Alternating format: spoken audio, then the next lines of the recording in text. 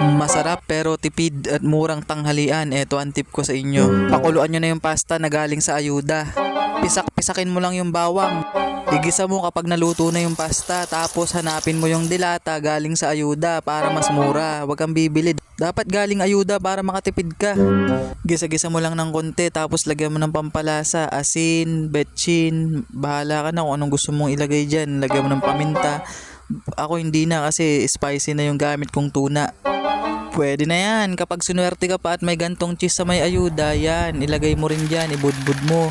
Maging masaya ka sa pagbubudbud hanggang sa hindi mo namamalayan, naubos na yung parmesan cheese mo. Ang mahalaga, mapakinabangan mo yung bigay na ayuda bago pa ma-expire. Kailangan makipag-unahan ka sa expiration date nito. O para maging primera klase yung kinakain mong ayuda, sa labas ka kumain para al fresco.